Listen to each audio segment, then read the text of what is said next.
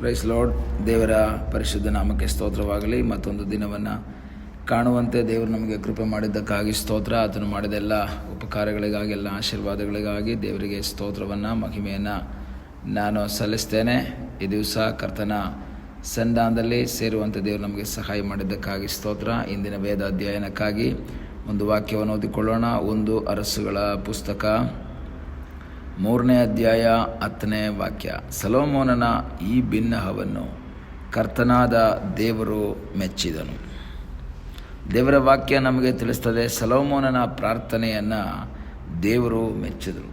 ಹಾಗಾದರೆ ದೇವರು ಕೆಲವು ಮೆಚ್ಚುವಂಥ ಪ್ರಾರ್ಥನೆಗಳಿದ್ದಾವೆ, ಮೆಚ್ಚದೇ ಇರುವಂಥ ಪ್ರಾರ್ಥನೆಗಳಿದ್ದಾವೆ ಅಂತ ನಮಗೆ ಈ ವಾಕ್ಯದ ಮೂಲಕ ಗೊತ್ತಾಗುತ್ತೆ. ಕೆಲವು ಪ್ರಾರ್ಥನೆಗಳನ್ನು ದೇವರು ಮೆಚ್ಚುತ್ತಾರೆ. ಈ ಭೂಮಿಯಲ್ಲೂ ಸಹ ಕೆಲವರ ಪ್ರಾರ್ಥನೆ ಅಥವಾ ಬೇಡಿಕೆಗಳನ್ನು ಮೆಚ್ಚುತ್ತಾರೆ. ಆ ವ್ಯಕ್ತಿ ಇಷ್ಟ ಆದರೆ ಅವರ ಬೇಡಿಕೆ ಇಷ್ಟ ಆಗುತ್ತೆ. ವ್ಯಕ್ತಿ ಇಷ್ಟ ಆಗಲಿಲ್ಲ ಅಂದರೆ ಅವರ ಬೇಡಿಕೆ ಇಷ್ಟ ಆಗಲ್ಲ.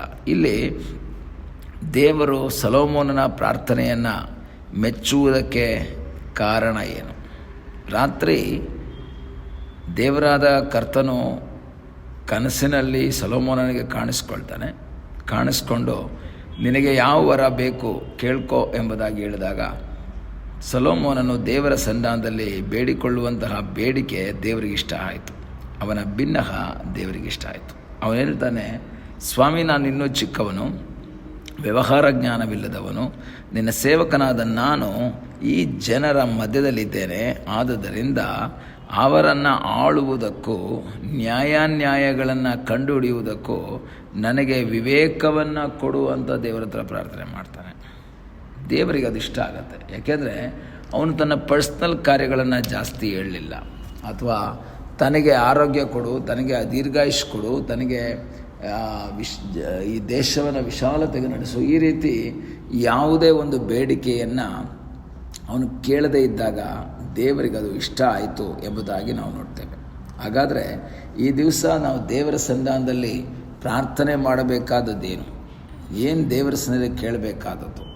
ದೇವರ ಒಂದು ಚಿತ್ತಕ್ಕೆ ವಿಧೇಯರಾದಂತಹ ಒಂದು ಪ್ರಾರ್ಥನೆ, ಸ್ವಾರ್ಥತೆ ಇಲ್ಲದಂತಹ ಒಂದು ಪ್ರಾರ್ಥನೆ. ದೇವರು ಹೇಳ್ತಾರೆ, ಯಾಕೆ ದೇವರು ಮೆಚ್ಚಿದ್ರು ಅನ್ನೋದನ್ನು ದೇವರೇ ಮುಂದೆ ಹೇಳ್ತಾರೆ. 11ನೇ ವಾಕ್ಯದಲ್ಲಿ, ಆತನು ಅವನಿಗೆ, ನೀನು ನಿನಗೋಸ್ಕರ ದೀರ್ಘಾಯುಷ್ಯವನ್ನಾಗಲಿ ಐಶ್ವರ್ಯವನ್ನಾಗಲಿ ವೈರಿಗಳ ಪ್ರಾಣವನ್ನಾಗಲಿ ಕೇಳಿಕೊಳ್ಳದೆ ನ್ಯಾಯ ನಿರ್ಣಯಿಸುವುದಕ್ಕೋಸ್ಕರ ವಿವೇಕವನ್ನು ಬೇಡಿಕೊಂಡದ್ದರಿಂದ ನಿನ್ನ ಬಿನ್ನಹವನ್ನು ನೆರವೇರಿಸಿದ್ದೇನೆ. ನೋಡು, ದೇವರು ಹೇಳ್ತಾ ಇದ್ದಾರೆ ಇಲ್ಲಿ, ನೀನು ನಿನಗೋಸ್ಕರ ಏನೂ ಕೇಳಲಿಲ್ಲ. ಪ್ರಿಯ ದೇವರ ಮಕ್ಕಳೇ, ನಾವು ಮಾಡುವಂಥ ಪ್ರಾರ್ಥನೆಯಲ್ಲಿ ನಾವು ಅದನ್ನು ಗಮನಿಸಿದ್ರೆ ಅನೇಕ ಸಂದರ್ಭಗಳಲ್ಲಿ ಅದು ನಮ್ಮ ಸ್ವಾರ್ಥಕ್ಕೆ ಇರುತ್ತೆ, ನಮ್ಮ ಪರ್ಸ್ನಲ್ ಕಾರ್ಯ ಇರುತ್ತೆ, ನಮ್ಮ ವೈಯಕ್ತಿಕ ಕಾರ್ಯ ಇರುತ್ತೆ. ವೈಯಕ್ತಿಕ ಕಾರ್ಯಗಳನ್ನು ಪ್ರಾರ್ಥನೆ ಮಾಡಬಾರ್ದು ಅಂತ ನಾನು ಹೇಳಲಿಲ್ಲ, ಮಾಡೋದು ತಪ್ಪು ಅಂತ ನಾನು ಹೇಳ್ತಾ ಇಲ್ಲ, ಆ ಒಂದು ಮಾತನ್ನು ನಾನು ಇಲ್ಲಿ ಹೇಳ್ತಾ ಇಲ್ಲ. ಆದರೆ ದೇವರು ಹೇಳ್ತಾ ಇದ್ದಾರೆ, ನೀನು ನಿನಗೋಸ್ಕರ ಏನೂ ಕೇಳಲಿಲ್ಲ, ನನ್ನ ಜನರಿಗೋಸ್ಕರ ಕೇಳಿದೆ, ಅದಕ್ಕೋಸ್ಕರ ನಾನು ಈ ಬಿನ್ನಹವನ್ನು ಮೆಚ್ತಾ ಇದ್ದೇನೆ. ಪ್ರಿಯ ದೇವರ ಮಕ್ಕಳೇ, ನಾವು ನಮಗೋಸ್ಕರವಾಗಿ ಕೇಳದೆ ಆತ್ಮೀಕ ವಿಷಯಗಳಲ್ಲಿ ಬಲವೃದ್ಧಿ ಹೊಂದುವುದಕ್ಕಾಗಿ, ಆತ್ಮೀಕ ವಿಷಯಗಳಲ್ಲಿ ಐಶ್ವರ್ಯವಂತರಾಗುವಂತಹ ಒಂದು ಅನುಭವವನ್ನು ನಾವು ದೇವರ ಸನ್ನಿಧಾನದಲ್ಲಿ ಕೇಳೋದಾದರೆ ದೇವರು ಅದನ್ನು ಮೆಚ್ಚುವವನಾಗಿದ್ದಾನೆ.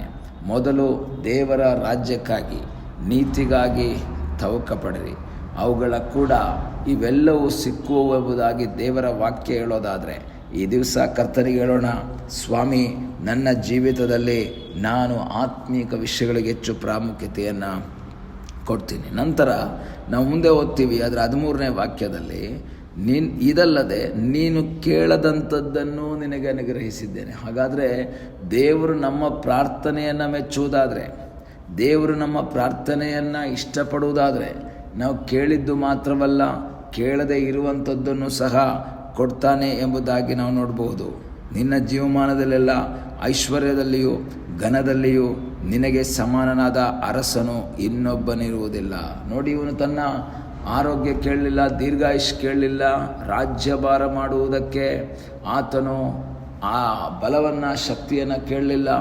ಆದರೆ ದೇವರೇ, ಈ ಜನರನ್ನು ನಿನ್ನ ಚಿತ್ತದ ಮೇರೆಗೆ, ನಿನ್ನ ಇಷ್ಟದ ಮೇರೆಗೆ ಆಳುವುದಕ್ಕೆ ಬೇಕಾದ ಜ್ಞಾನ, ವಿವೇಕ ನನಗೆ ಕೊಡುವಂಥ ದೇವರ ಹತ್ರ ಬೇಡಿಕೊಂಡಂಥ ಸಮಯದಲ್ಲಿ ಆ ದೇವರು ಅವನಿಗೆ ಅದನ್ನು ಕೊಡ್ತಾನೆ, ಅದ್ರ ಜೊತೆಯಲ್ಲಿ ಕೇಳದೇ ಇರುವಂಥದ್ದನ್ನು ಕೊಡ್ತಾನೆ.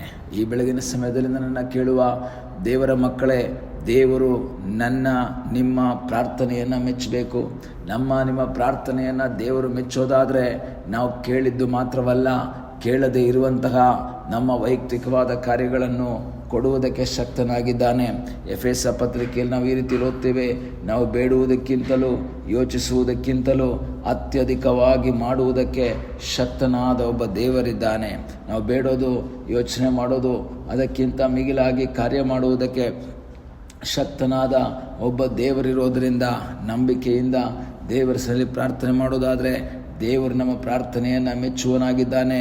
ನಮ್ಮನ್ನು ಮೆಚ್ಚಿ ನಾವು ಕೇಳದೇ ಇರುವಂಥದ್ದು ಆದ ಅನೇಕ ಆಶೀರ್ವಾದಗಳನ್ನು ನಮಗೆ ಕೊಡುವುದಕ್ಕೆ ಶಕ್ತನಾಗಿದ್ದಾನೆ. ಅದಕ್ಕಾಗಿ ದೇವರು ನಮಗೆ ಸಹಾಯ ಮಾಡಲಿ. ಕಣ್ಣುಗಳನ್ನು ಮುಚ್ಚೋಣ, ಪ್ರಾರ್ಥನೆ ಮಾಡೋಣ. ನಮ್ಮನ್ನು ಬಹಳವಾಗಿ ಪ್ರೀತಿ ಮಾಡುವ ಪರಲೋಕದ ತಂದೆಯಾದ ದೇವರೇ, ಈ ಸಮಯಕ್ಕಾಗಿ ನಿನಗೆ ಸ್ತೋತ್ರ. ಈ ಸಮಯದಲ್ಲಿ ಮತ್ತೊಂದು ಆವರ್ತಿ ನಿನ್ನ ಸಂಧಾನದಲ್ಲಿ ನಾವು ಬಂದಿದ್ದೇವಪ್ಪ.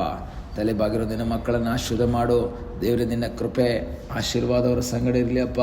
ದೇವರೇ, ಅವರ ಜೀವಿತದಲ್ಲಿ ಅವರ ಪ್ರಾರ್ಥನೆಯನ್ನು ಕೇಳಿ ಮೆಚ್ಚಿ ಅವ್ರಿಗೆ ಆಶೀರ್ವಾದ ಮಾಡುವುದಾಗಿ ನಾವು ಪ್ರಾರ್ಥಿಸ್ತೇವೆ. ಹಾಗೆ ನೀನು ಮಾಡುತ್ತೀಯ, ಅದಕ್ಕಾಗಿ ಸ್ತೋತ್ರ. ಪ್ರಾರ್ಥನೆಯನ್ನು ಕೇಳಿದ್ದಕ್ಕಾಗಿ ನಿನಗೆ ಸ್ತೋತ್ರ. ಯೇಸುವಿನ ಮುದ್ದಾದ ಹೆಸರಿನಲ್ಲಿ ಬೇಡಿಕೊಳ್ಳುತ್ತೇವೆ ನಮ್ಮ ಪ್ರೀತಿಯ ತಂದೆಯೇ, ಆಮೇನ್. God bless you.